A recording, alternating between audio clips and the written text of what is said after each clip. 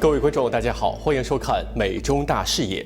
美国总统川普访问北京之后，美中关系突然出现了一个新的定位——建设性战略稳定关系。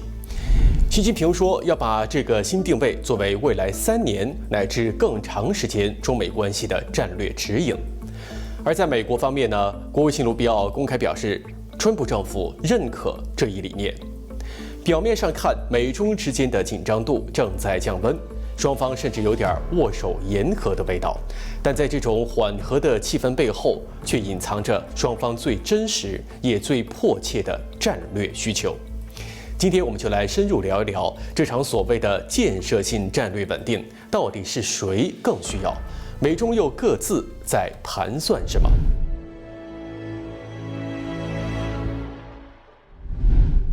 首先，我们要看明白建设性战略稳定关系这个新定位到底包含了哪些意思。这里呢有3个关键词，一个是建设性，说明双方试图管控分歧，避免美中关系在竞争中失控，从而走向激烈的冲突。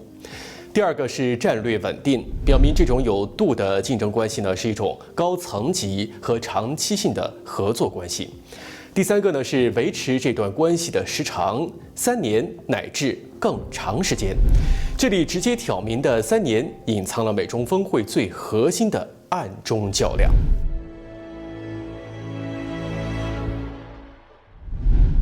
为什么这么说呢？从美国这边来看，未来不到3年是川普政府的最后执政期，这段时间对美国来说非常关键。美国现在需要解决来自伊朗、古巴、墨西哥、委内瑞拉等多重外部挑战，内部呢又存在着产业空心化、社会撕裂等等严重问题。尤其是美国政治两极化的现状，不但加剧了社会分裂，也使美国的对外政策表现出摇摆不稳，削弱了盟友的合作信念。在这次伊朗战争中，北约盟友对美国的作战计划反应冷淡，让很多人印象非常深刻。此外，伊朗战争也暴露了产业空心化对美国国防的伤害。根据美国智库战略与国际研究中心4月21号发布的报告，美军在开战7周内就消耗了大约1半的防空导弹库存，包括爱国者和萨德导弹，而补充这些库存至少需要3年多的时间。另外，战斧巡航导弹以及联合防区外空对地导弹 JASSM 也消耗了大约30%，补充这些导弹需要4到5年。战略与国际研究中心还得出结论，美国库存中剩余的关键导弹数量不足以对抗像北京这样近乎势均力敌的对手。所以在美中竞争中，包括经贸关系、台湾问题等，川普政府都不希望现在就和中共直接摊牌。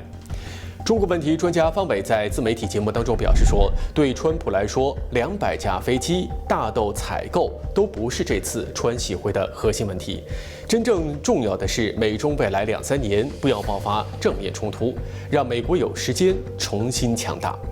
方伟认为，川普访华在某种程度上等于稳住了习近平，让北京不至于明目张胆地援助俄罗斯跟伊朗，也不至于轻易对台湾动武。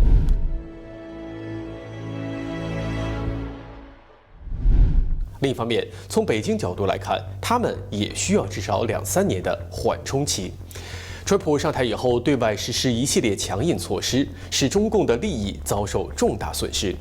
在加勒比海周边，川普铲除了委内瑞拉马杜罗政权，施压巴拿马政府撤销了李嘉诚公司在巴拿马运河港口的特许经营权，还对古巴实施石油禁运。这一系列整顿美国后院的大动作，使中共丧失了南美最重要的反美桥头堡、廉价石油供应以及对美关键战略航道的控制。川普还发动了对北京当局前所未有的关税战。虽然目前双方休战议和，但是呢，川普的强硬态度让中共高层心有余悸。习近平之所以特别强调这个未来3年，某种程度上就是想把川普任期先熬过去，看看3年后的美国新总统是谁，再来调整对美政策。此外，进入2026年以后，中共内斗空前激烈。习近平政权正在经历前所未有的内部震荡。2026年1月24号，军委副主席张又侠的落马，被外界看作是中共历史上的第2个林彪事件。中共军报社论将这起事件定性为违反军委主席负责制，影响党对军队绝对领导，冲击全军官兵政治思想基础，以及对中共执政根基造成极大破坏等等。说白了这些罪行最后都指向同一件事：张又侠可能真的动了反袭的念头。5月7号，中共官方又突然公布，前国防部长魏凤和、李尚福被判处死刑，缓期2年执行。判决公布以后，中共军报在头版发布评论，强调两人的核心问题是怀有2心、忠诚失节等等。翻译成大白话就是这2名前国防部长对习近平不忠。习近平自从2012年上台以来，对军队的清洗几乎就从未停止过。我们根据中共党媒的报道初步统计，习近平第1任期清洗的军中2心之人可能高达160人，第2任期大约110多人，第3任期至今清洗将领已经高达190多人。截止2026年5月份，中央军委的7名成员里已经有5个人出事。整肃风暴席卷了5大战区、各大军种以及国防大学等主要的军事机构。习近平时代的现役上将到2026年仅剩个位数。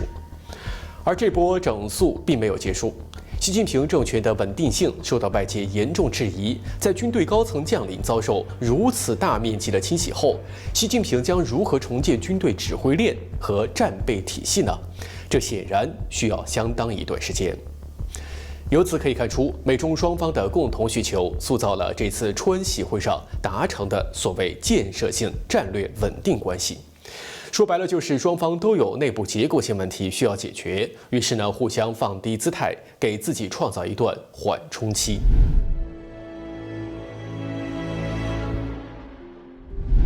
那么在未来至少3年内，当中共忙于军队维稳的时候，美国最重要的事情是什么呢？很简单，加速备战。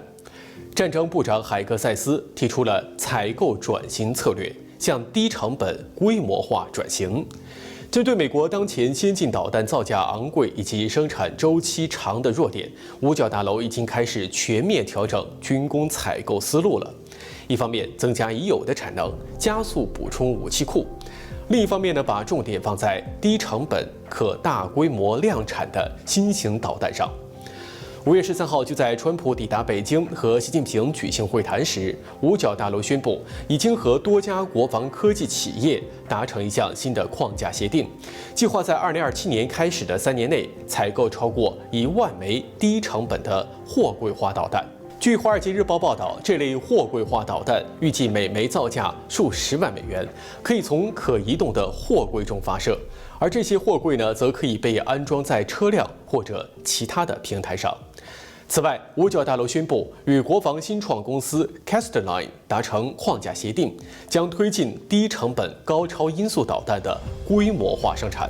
Castline 公司正在开发一种被命名为“黑胡子”的低成本高超音速导弹，每枚造价估计不到100万美元，这使其具有经济性与可大规模生产的核心优势，有望打破高超音速导弹的制造壁垒。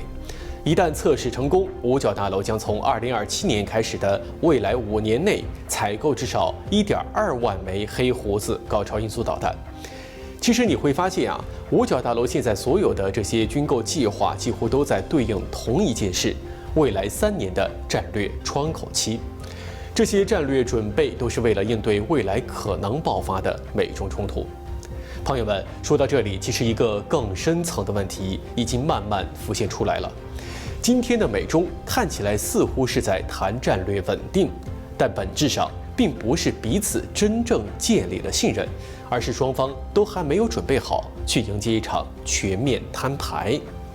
美国需要时间重建军工产能，修复内部撕裂，补充战争消耗，重新建立对全球盟友的战略领导力。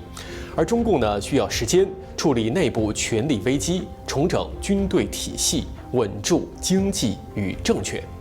所以所谓的建设性战略稳定关系，说到底更像是一场彼此心知肚明的战略停顿。而未来3年既是一段喘息期，同时也是一段新赛跑，很可能决定未来世界的走向。好的，今天的节目就到这里，感谢您的收看，也欢迎在留言区分享您的看法，请继续关注美中大视野，我们下期再见。